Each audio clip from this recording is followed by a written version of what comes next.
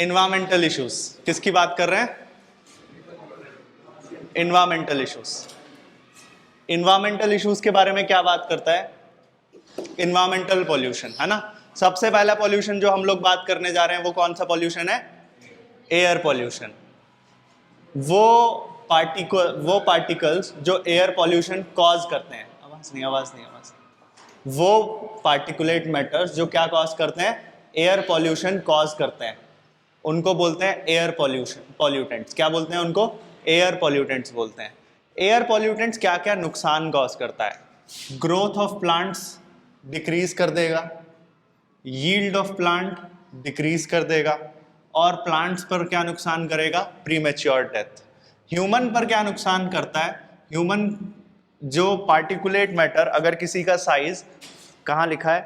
Particulate matter जिसका size less than कितना? Less than 2.5 micrometer particulate matter का size है, तो वो इजीली हमारे नेजल कैविटी के थ्रू फिल्टर्स जो हैं उनको क्रॉस करते हुए, नेजल फिल्टर्स है ना हमारे हेयर्स, उसको क्रॉस करते हुए इजीली हमारे रेस्पिरेटरी ट्रैक्ट में जा सकता है, और रेस्पिरेटरी ट्रैक्ट में जाएगा तो बहुत सारी प्रॉब्लम कॉज करेगा। Affect respiratory system of humans and animals. Humans में कौन कौन सी प्रॉब्लम्स हो सकती हैं? लंग्स इन्फेक्शन या इन्फ्लामेशन,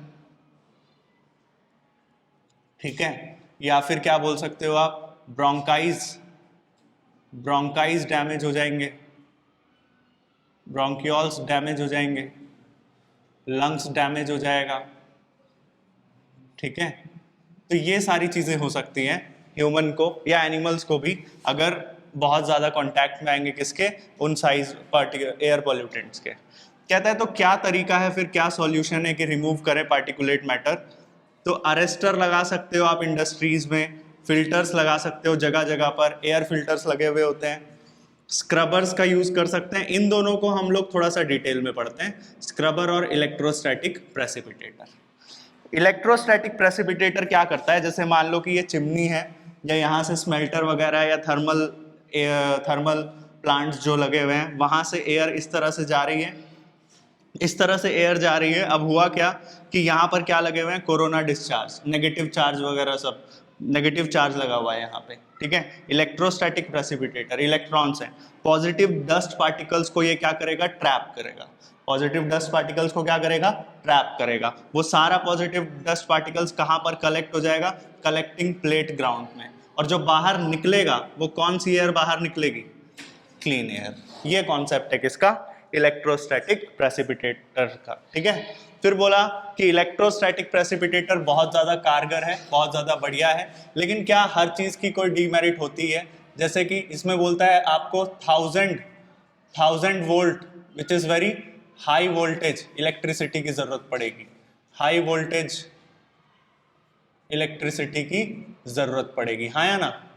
हाई वोल्टेज इलेक्ट्रिसिटी की जरूरत पड़ेगी, हाई वोल्टेज इलेक्ट्रिसिटी की जरूरत पड़ेगी, ठीक है। उसके बाद और क्या है? वेलोसिटी। इसमें बोलता है कि एक और बात है, एक और फैक्टर है इसका, कि वेलोसिटी जो होती है एयर की, velocity of air should be low, कम होनी चाहिए, तभी काम करेगा ये इलेक्ट्रोस्टैटिक प्रेसिपिटेटर। काम बहुत बढ़िया करता है, it can remove around 99% particulate matter हटा देगा, तो जो बाहर निकलेगा एटमॉस्फेयर में बिल्कुल clean air, almost clean air निकलेगा, ठीक है। अब आ जाता है स्क्रबर। स्क्रबर के बारे में खास बात क्या है? बेटा मुंह धो के आ जा जल्दी, मुंह धोना है, नींद आ रही है ना। Scrubber can remove sulphur dioxide. Scrubber कितना क्या रिमूव कर सकता है? Sulphur dioxide. Scrubber can remove sulphur dioxide easily, ठीक है। सल्फर डाइऑक्साइड रिमूव कर सकता है, इसके लिए आप लोग स्पेशली यूज करते हो स्क्रबर्स।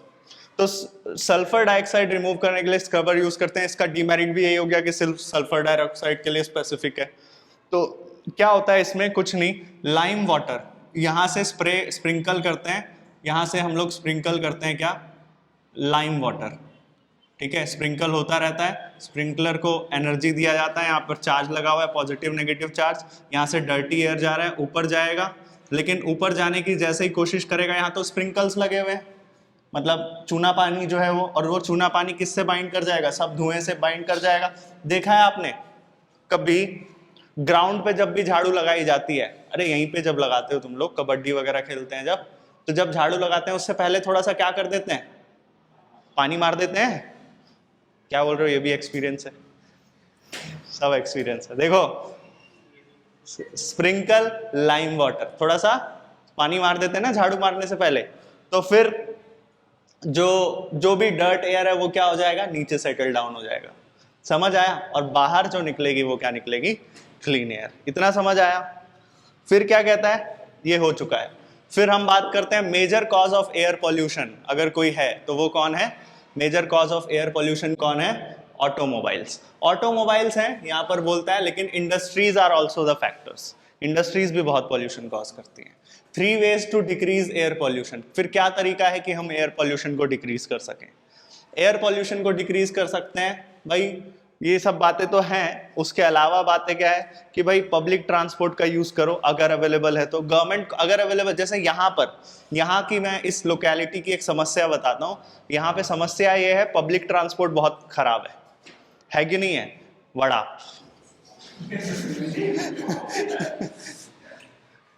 ठीक है, 6 की कैपेसिटी में 16 लेके जाता है वो लेके जाता है कि नहीं लेके जाता है ना। तो पब्लिक ट्रांसपोर्ट, अच्छा ठीक है चलो कोई बात नहीं, पब्लिक विल पे, ठीक है, पब्लिक पे करेगी। बसेस कम से कम गवर्नमेंट बसेस जो है वो रेगुलर होनी चाहिए कि नहीं, गवर्नमेंट बसेस क्या होनी चाहिए, रेगुलर होनी चाहिए, तो ये इन पर डिपेंड नहीं करना पड़ेगा, है कि नहीं है। तो ये थोड़ा सा चीजें, अच्छा उसी की वजह से लोग जो है वो प्राइवेट व्हीकल्स लेंगे, और जितना ज्यादा लोग प्राइवेट व्हीकल्स लेंगे उतना क्या होगा, पॉल्यूशन होगा ना। पब्लिक ट्रांसपोर्ट से, आप ये बात तो मानते हो ना कि पब्लिक ट्रांसपोर्ट से जब लोग जाते हैं तो पॉल्यूशन कम होगा।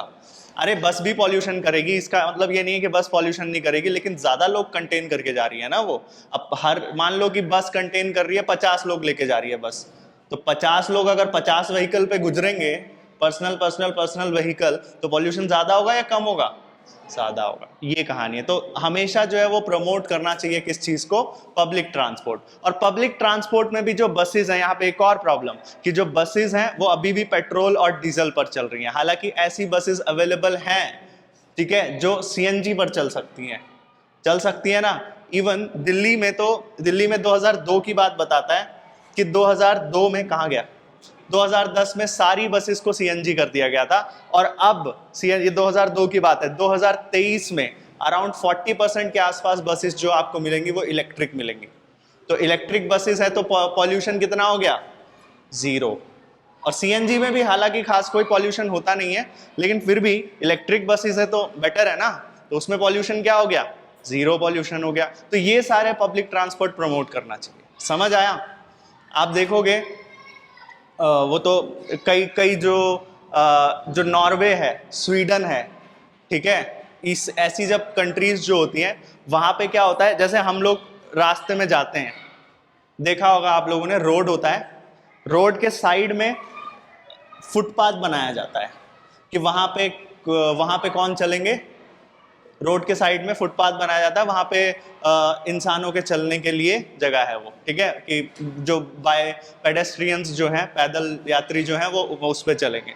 तो ये इंडिया में है कॉन्सेप्ट, कई जगह पर, कई रोड्स में देखा है मैंने कि वो होता है, ठीक है, साइड में पैदल यात्री के लिए जगह बनाई जाती है। लेकिन ये जो यूरोपियन कंट्रीज है वहां पे एक लेन एक्स्ट्रा बनाई जाती है, किसकी, वहां पे एक एक्स्ट्रा लाइन बनाई जाती है किसकी, साइकिल के लिए। ये बहुत बढ़िया और नया कॉन्सेप्ट है कि साइकिल वालों के लिए एक अलग लेन है, और उस साइकिल वाली लेन में कोई बाइक वाला नहीं जा सकता है। समझ रहे हो? अगर जाएगा तो फाइन है, ठीक है। तो बढ़िया कॉन्सेप्ट है। तो वहां पे लोग ऑफिस जो है वो प्रेफर करते हैं किससे जाना, साइकिल से जाना। भाई बड़े बड़े लोग जो है वो, मर्सिडीज वाले लोग साइकिल पे जा रहे हैं। अच्छा ये भी बात है, अगर आपके पास मर्सिडीज है, ठीक है, और साइकिल में आ रहे हो, ठीक है, दैट इज रॉयलिटी। और साइकिल है और साइकिल में ही आ रहे हो तो फिर गरीबी है वो समझ आ रहा है? ये थोड़ा सा डिफर है कि नहीं है? समझ आ रहा है? अरे वो चीज होती है ना, अगर BMW से कोई अगर फटी हुई जीन्स पहन के भी निकलता है तो वो फैशन हो जाता है ना, और हम पहन के निकलेंगे तो फिर वो बोलेगा अरे गरीब। चलो, तो वो वाली बात है, समझ आया? बोल रहा है कि हालांकि टेक्स्ट बुक की बातें करते हैं, देखो क्या कहता है, proper maintenance of automobile. Automobile का प्रॉपर मेंटेनेंस करना जरूरी है। क्यों? ये नहीं कि मैंने बताया था मारुति 200 लेके चल रहे हो तुम, ठीक है, पुराने जमाने की कार है वो, दादाजी के समय की, चेतक उठा के चल दिए है ना, गाना है ना वो, यार तेरा चेतक पे चाल है सुना है ये? नहीं, अच्छा वो proper proper proper maintenance of automobiles, proper maintenance of maintain करना पड़ेगा। या फिर अगर आपने देखा है जो पुरानी व्हीकल्स होती हैं, पुरानी गाड़ियां होती हैं, वो कितना पॉल्यूशन कॉज करती है ना, बीच बीच में सर्विसिंग करानी चाहिए। वही प्रॉपर मेंटेनेंस का मतलब वही है, सर्विसिंग कराते रहने चाहिए उसकी, है ना, नहीं करवाओगे तो पॉल्यूशन ज्यादा कॉज करेगी। इसीलिए तो गवर्नमेंट ने वो करवाया कि पॉल्यूशन सर्टिफिकेट होना चाहिए गाड़ी का। दूसरी बात, use of lead free petrol. Petrol ऐसा यूज होना चाहिए जो कि लेड फ्री हो, लेड फ्री पेट्रोल और डीजल। क्यों? क्योंकि कैटेलिट, आजकल जो भी गाड़ियां आने लगे हैं 4 व्हीलर्स, उनमें कैटेलिटिक कन्वर्टर का यूज होता है। कैटेलिटिक कन्वर्टर क्या करता है? कैटेलिटिक कन्वर्टर में हम कई तरह के हैवी मेटल्स का यूज करते हैं। हैवी मेटल्स जैसे कि प्लैटिनम, पैलेडियम, रोडियम। इतना तो होगा केमिस्ट्री। प्लैटिनम, पैलेडियम और रोडियम, ये क्या है? लेड, है ना। तो प्लैटिनम, पैलेडियम, रोडियम यूज करते हैं एज कैटलिस्ट, ठीक है। वो क्या करेगा? वो अनबर्न्ड हाइड्रोकार्बन जो पॉल्यूशन कॉज करता था उसको कन्वर्ट कर देगा किसमें? कार्बन डाइऑक्साइड और वाटर में। कार्बन डाइऑक्साइड और वाटर कोई पॉल्यूटेंट है क्या? नहीं। कार्बन मोनोऑक्साइड निकल रहा था, उसको कन्वर्ट कर दिया किसमें? वो पॉल्यूटेंट नहीं है। नाइट्रस ऑक्साइड पॉल्यूटेंट है, उसको कन्वर्ट कर दिया किसमें? नाइट्रोजन, अगेन पॉल्यूटेंट नहीं है। तो अनबर्न्ड हाइड्रोकार्बन को इसमें ये सब चीजों में कन्वर्ट कर रहा है कौन? ये कैटलिस्ट, ठीक है। प्लैटिनम, पैलेडियम, रोडियम, जो कि किस में फिट होता है? Catalytic converter. और कैटेलिटिक कन्वर्टर कहाँ लगा हुआ होता है? गाड़ियों में, ठीक है। अब क्या हुआ, अगर कैटेलिटिक कन्वर्टर है भी तो पेट्रोल जो है वो बिना लेड वाला यूज करना चाहिए, ठीक है। कैटेलिटिक कन्वर्टर अगर आप यूज भी कर रहे हो तो उस पेट्रोल में जो है वो लेड की मात्रा नहीं होनी चाहिए। क्यों नहीं होनी चाहिए? क्योंकि लेड जो होता है, पीबी, लेड वाला पेट्रोल क्या करता है? वो इनएक्टिवेट कर देता है इन हैवी मेटल्स को रिएक्ट करके, ठीक है, इनएक्टिवेट कर देता है इन कैटलिस्ट को। समझ आया कि नहीं? ठीक है। फिर हम बात कर रहे हैं सीएनजी। सीएनजी के क्या फायदे हैं? पहला फायदा है कि सस्ता है। पहला फायदा क्या है? सस्ता है, ठीक है। दूसरा फायदा क्या है? कि एफिशिएंटली बर्न हो जाता है एज कंपेयर टू पेट्रोल और डीजल। जो भी चीज, याद रखना, जो भी चीज अनबर्न्ड रहेगी वो पॉल्यूशन कॉज करेगी, ठीक है। लेकिन सीएनजी जो है वो पूरी तरह से बर्न होता है, एफिशिएंटली बर्न होता है, इसलिए क्या कॉज नहीं करता? पॉल्यूशन कॉज नहीं करता। और last but not the least thing is कि ये साइफंड ऑफ नहीं किया जा सकता, मतलब चुराया नहीं जा सकता, ठीक है। पेट्रोल चुरा लेते हैं, पता है तुमको, स्प्लेंडर से कला है ये नहीं चुरा लेते हैं, पेट्रोल गायब हो जाता है। स्कूटी से भी, स्कूटी से तो नहीं, लेकिन स्कूटी से नहीं, नीचे ही तो होती है ना टंकी। मैं बताता हूँ क्या प्रोसेस है पेट्रोल चुराने का प्रोसेस। स्प्लेंडर या जो पुरानी गाड़ियां होती है उसमें जो टंकी होती है वो नीचे लगी हुई होती है। वो उस टंकी से एक पाइप जा रही होती है इंजन तक, दैट सप्लाइज पेट्रोल और द, है ना, उसको कट किया, ठीक है। उसको जैसे ही करोगे सारा पेट्रोल जो टैंक में है वो आपके बॉटल में चलते बने समझ आया? अब यहां पे उसका डबल नुकसान है, जिसका तुम चुराओगे, चुराना मत, ठीक है, जिसका भी चुराओगे उसका डबल नुकसान है। पहली बात तो उसकी पाइप काट दी तुमने, ठीक है, पाइप काट। आजकल इसलिए जो पेट्रोल वाला जो है पोर्शन वो अंदर रखते हैं जानबूझ के, ठीक है। अब देखो क्या कह रहा है इसको, लेकिन सीएनजी चुराई नहीं जा सकती है। सीएनजी कैसे चुरा लोगे? ठीक है, यूरो 3 नॉर्म्स, कई तरह के नॉर्म्स है, जैसे वो सुना है आप लोगों ने, गाड़ियां अगर आपको पता है BS6 पे चलने लग गई हैं आजकल। BS6 अगर जब गाड़ी लेने जाओगे ना तो वो बोलता है कि BS3 BS4 Bharat stage 4, Bharat stage 5, Bharat stage 6, जैसे न्यू वर्जन ऐसे ऐसे बोलते हैं उसको, ठीक है। तो आजकल जो गाड़ियां चल रही हैं जनरली BS6 पर चल रही है, इतना याद रखना, ठीक है। किस पर चलती हैं गाड़ियां? BS6। BS6 एक नॉर्म है, ठीक है। अब जब पुरानी कोई गाड़ी उठाओगे ना, जैसे फॉर एग्जांपल इसको ऐसे समझते हैं, BS6 कैसे समझ आएगा, जैसे फॉर एग्जांपल अगर आप कोई 5 साल पुराना फोन उठाओ, तो 5 साल पुराना फोन आज अब एंड्रॉइड 13 शायद चल रहा है, कुछ चल रहा है ना, वो पहले किटकैट पे चल रहा होगा। वो किटकैट वगैरह नहीं पता है क्या तुम लोग? एंड्रॉइड किटकैट आते थे, है ना, तो पुराना सॉफ्टवेयर पे चल रहा है वो। तो वही आज वो, अब ये सॉफ्टवेयर अपडेट हो चुका है भारत स्टेज 6। भारत स्टेज 6 जो है वो इंजन का नाम होता है, BS6 जो होता है वो इंजन का नाम होता है। मतलब ये इंजन ज्यादा मॉडिफाइड है, अनबर्न्ड फॉसिल फ्यूल कम रखती है और पॉल्यूशन कम कॉज करती है। तो जितना भी लेटेस्ट होगा ना BS, वो उतना बढ़िया होता है, उतना कम पॉल्यूशन कॉज करता है, और कम पॉल्यूशन के साथ साथ भी आपको एफिशिएंसी ज्यादा देगा ना, क्योंकि लेटेस्ट इंजन है, ठीक है। कार्नोट इंजन शायद पढ़ा है आप लोगों ने, कार्नोट इंजन वगैरह है ना, फिजिक्स में पढ़ा है Carnot engine. Euro 3 norms, euro 3 norms क्या कहता है? यूरो 3 नॉर्म कि sulphur can be controlled, sulphur को कंट्रोल किया जाना चाहिए एट 350 पार्टिकल पर क्या होता है ये, पार्ट पर मिलियन, हाँ, पार्ट पर मिलियन, 350 पार्ट पर मिलियन सल्फर को इतना रेगुलेट करना चाहिए। किसमें? डीजल में। और इसको कितना रिड्यूस करना चाहिए? 150 पार्ट पर मिलियन, ठीक है।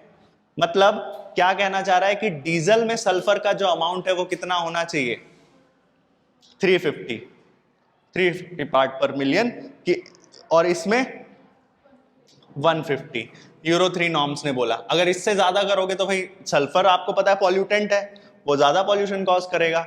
इवन हमने भी ये डिसाइड किया कि हम जितना भी है इससे भी और ज्यादा 50 कम कर देंगे सल्फर को, ठीक है। कितना? सल्फर को डिक्रीज कर देंगे बाय 50 पार्ट पर मिलियन, पेट्रोल में भी और डीजल में भी। यानी कि इसका मतलब क्या हुआ? डीजल में कितना रखेंगे? 300, और पेट्रोल में कितना रखेंगे? 100। तो यानी कि जो कॉन्सेंट्रेशन होगा सल्फर का पेट्रोल और डीजल में, उसको रिड्यूस करके कितना ले आएंगे? 35%। समझ में आ रहा है ये? एरोमेटिक हाइड्रोकार्बन्स जो होंगे, एरोमेटिक हाइड्रोकार्बन्स अनबर्न्ड रह जाते हैं, उसकी वजह से पॉल्यूशन होता है। तो एरोमेटिक हाइड्रोकार्बन्स को का कंसंट्रेशन कितना रखेंगे? 42% ऑफ द कंसर्न्ड फ्यूल। जो भी फ्यूल होगा, चाहे वो पेट्रोल हो या फिर डीजल हो, उसका कितना परसेंट होगा? सिर्फ और सिर्फ 42%। ये सब मेजर्स लिए गए। कॉज क्या है? कॉज क्या है ये एयर पॉल्यूशन का? बहुत सारे कॉज हैं एयर पॉल्यूशन के, जैसे कि फॉर एग्जांपल फॉसिल फ्यूल का बर्न होना, इंडस्ट्रीज चलती हैं, वहां से धुआं निकल रहा है, ऑटोमोबाइल्स चल रहे हैं, उससे धुआं निकल रहा है। तो इन सब को मद्देनजर रखते हुए, ठीक है, गवर्नमेंट ऑफ इंडिया ने एक कानून बनाया, और वो कानून का नाम क्या है? Air prevention and control of pollution act. कब की बात है? ये सब याद रखना है भाई, ये एक्ट याद पूछ लेता है वो। 1981 में बनाया एयर पॉल्यूशन को कंट्रोल करने के लिए। समझ आया ना क्यों बनाया होगा? एयर पॉल्यूशन, नाम एयर है तो एयर पॉल्यूशन को ही कंट्रोल करने के लिए बनाया है। अच्छा, दूसरा, इसी अब कानून जब बनाए जाते हैं तो उनको अमेंड भी किया जाता है, थोड़ा सा चेंज किया जाता है, थोड़ा मॉडिफाई किया जाता है। क्यों? क्योंकि जब 1981 में जो सिचुएशंस थी 1987 में वही थोड़ी रहेंगी, ठीक है, या 2023 में वही थोड़ी रहेंगी। जो 1947 में जो कानून बने थे, 1950 में जो कानून बने थे, क्या वही चलते आएंगे क्या? 1950 में तो कंप्यूटर्स भी नहीं थे, लेकिन तो जब कंप्यूटर्स ही नहीं थे तो आईटी एक्ट होगा उस समय पे? इंफॉर्मेशन टेक्नोलॉजी एक्ट होगा? नहीं होगा ना, 2004 में जाके बनेगा वो। समझ आया? तो वही बात है, अब एआई पे एक्ट बनेगा, है ना। तो वो जो जिस तरह से मॉडिफिकेशन होते जाएंगे, ठीक है, सोसाइटी में उस तरह के लॉज बनते जाएंगे। तो अब उसी हिसाब से लॉज चेंज भी होते हैं। तो उसको बना कब था ये air prevention and control of pollution act? 1981। वो उसमें चेंज, अमेंड मतलब क्या होता है? चेंज। उसमें एडिशन लाया गया कि नॉइज पॉल्यूशन को भी आप इसमें एयर पॉल्यूशन में ऐड करो, प्लस मतलब ऐड करो। ठीक है, कारण क्या होता है नॉइस पोल्यूशन का? डीजे, ठीक है, लाउड स्पीकर बजाते हैं, ठीक है, क्रैकर्स, जेट, एयरप्लेन्स का टेक ऑफ होना, ये सब कॉज है किसका? नॉइज पोल्यूशन का, ठीक है। नॉइज पोल्यूशन की वजह से बहुत सारी प्रॉब्लम्स होती है। हार्ट जो है वो पैल्पिटेशन गड़बड़ हो जाता है ना, हार्ट का पैल्पिटेशन गड़बड़ हो जाता है। और क्या होता है, और आप देखोगे कि अगर कोई ओल्ड एज पीपल है ना, तो उनको प्रॉब्लम हो जाएगी, हियरिंग प्रॉब्लम्स होंगी, ठीक है, ब्लड प्रेशर जो है वो अल्टर करने लग जाएगा, ब्रीदिंग पैटर्न गड़बड़ हो जाएगा। और अगर मान लो कि डेसिबल, ये डेसिबल है, अगर साउंड वॉल्यूम जो है वो 150 डेसिबल से ज्यादा है और वहां पे आप एग्जिस्ट करते हो, तो वो आपका हियरिंग एबिलिटी इम्पेयर कर देगा, खराब कर देगा। और इवन लो साउंड भी नुकसान कॉज करेगा अगर लंबे समय तक आप सुनोगे तो this is the air pollution. जहां पर हमने बात की एयर पॉल्यूटेंट, ठीक है, किस तरह से वो ह्यूमन रेस्पिरेटरी सिस्टम को अफेक्ट करता है। फिर हमने स्क्रबर और इलेक्ट्रोस्टैटिक प्रेसिपिटेटर पढ़ा। फिर हमने वो पढ़ा भाई कॉज क्या है, ऑटोमोबाइल कैसे पॉल्यूशन कॉज करता है, किस तरह से उसे रोका जा सकता है, ठीक है। और आजकल तो वो भी चल रहा है, इसमें आप ऐड कर सकते हो कि इलेक्ट्रिक व्हीकल्स जो आने लग गए, ई व्हीकल्स जो है ना, ओला, है ना, तो वो सब जो है वो उससे क्या होगा, पॉल्यूशन कम होगा। हालांकि जो परसेंटेज अभी भी अगर आप देखो तो ज्यादातर परसेंटेज किस तरह के व्हीकल्स, किस तरह के ऑटोमोबाइल्स का है, इलेक्ट्रिक या फिर पेट्रोल और डीजल पर जो डिपेंड करते हैं, पेट्रोल और डीजल पर जो डिपेंड करते हैं। फिर हमने सीएनजी के फायदे देखे कि भाई एफिशिएंटली बर्न हो जाता है, चीपर और साइफन ऑफ नहीं हो सकता। फिर कैटालिटिक कन्वर्टर इंपॉर्टेंट था, वो देखा। देन ये BS6 की बात की, यूरो 3 नॉर्म्स की बात की, कारण क्या है इसका, ये एक्ट। और लास्ट में ये याद रखना, एनवायरमेंट प्रोटेक्शन एक्ट कब बना था? इससे 1 साल पहले, जब नॉइज पॉल्यूशन अमेंड हुआ था ना, उससे ठीक 1 साल पहले एनवायरमेंट प्रोटेक्शन एक्ट बना था इन 1986। ये सन याद रखने हैं, 1 2 3, ठीक है। और इस तरह से कथा समाप्त। ठीक, कुछ नया ऐसा खास तो पढ़ाया नहीं है, ठीक है, इतना वही पढ़ाया जो पढ़ाया था, तुम लोगों के लिए नया है ना। कर लो, हो गया नोट, छुट्टी।